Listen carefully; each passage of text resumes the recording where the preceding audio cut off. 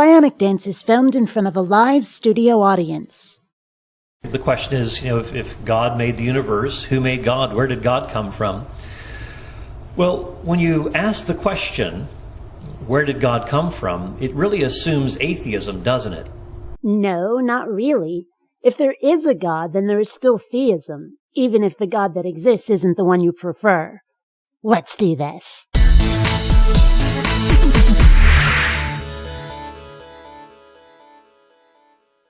Greetings, fellow space travelers. BionicDance here.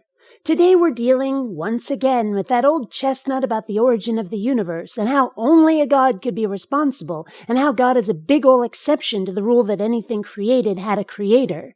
If nothing else, I object to the word created, because it right away assumes intent, which is a huge part of this that needs proving, perhaps the largest part of the theistic mindset/paradigm that makes conversations like these so difficult.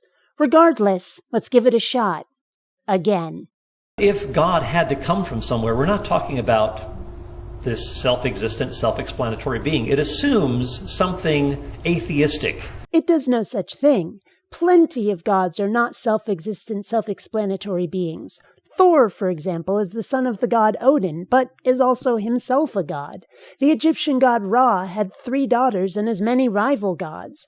There are many pantheons across human history, and many of the gods are parents or siblings to each other, many with their own special focus, like thunder, love, fire, and so on, rather than being all-powerful like the Abrahamic God.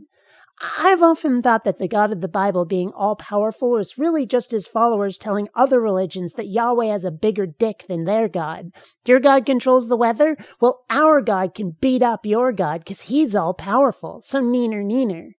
And not every religion in the world has gods creating the universe either. In fact, in the Chinese legend of Pengu, the universe created him, or rather the formless chaos that was the universe created him, and then he chopped the yin and yang into separate parts, creating the earth and the sky. But the point is that there was formless chaos first, and then a god.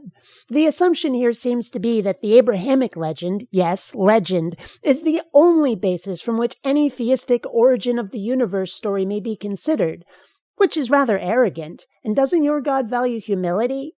I'm just saying.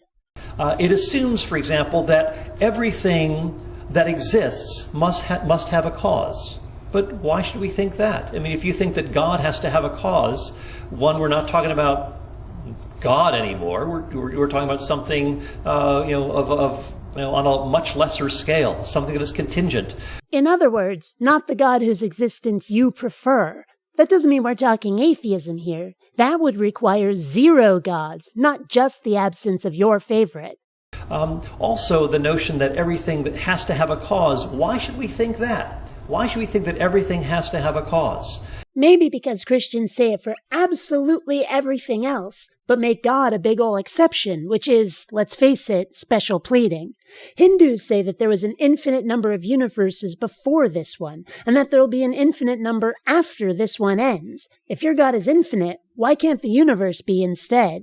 If you're going to argue that something has always existed, you don't get to just assume that something is the one you've decided on, especially not when your religion demands faith instead of providing proof. Greek philosophers, Plato, Aristotle, they didn't think that everything had to have a cause. They believed that things were eternal, that didn't need to be caused. Even the chaos from which the demiurge shaped an orderly universe, that was eternal stuff. It is everlasting. It didn't have a beginning.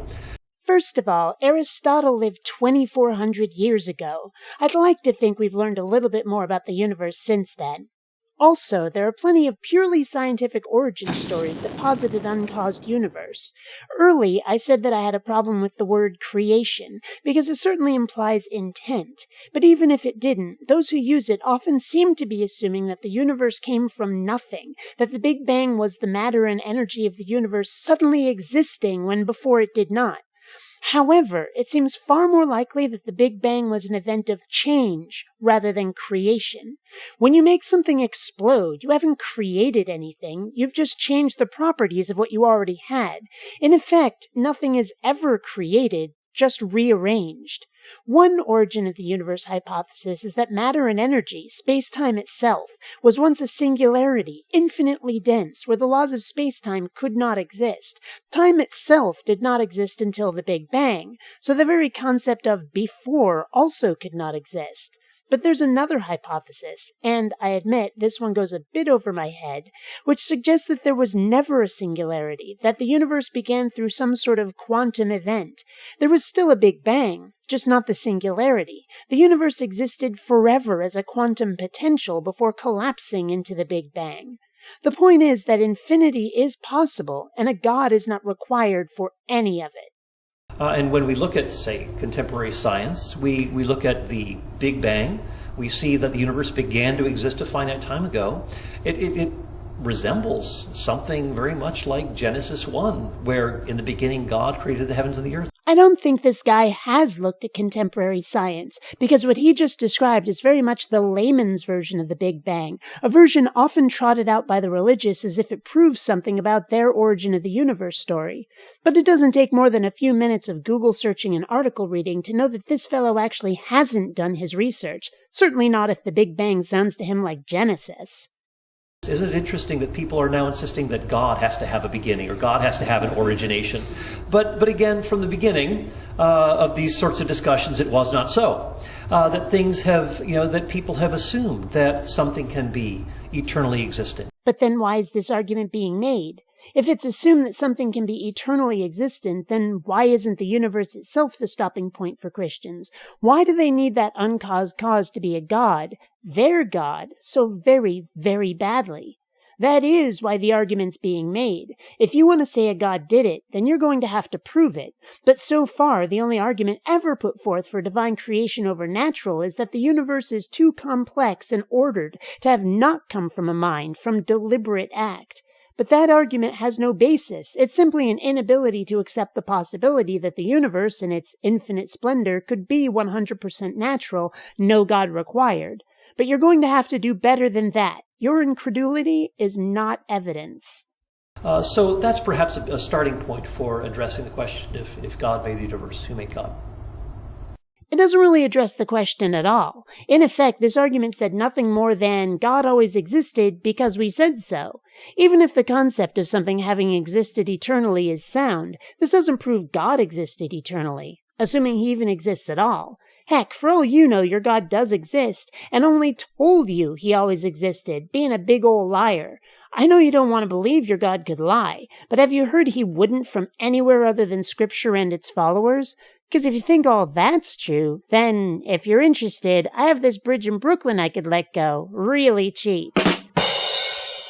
Until next time, fellow space travelers, this is BionicDance saying don't run on automatic. Instead, please, think.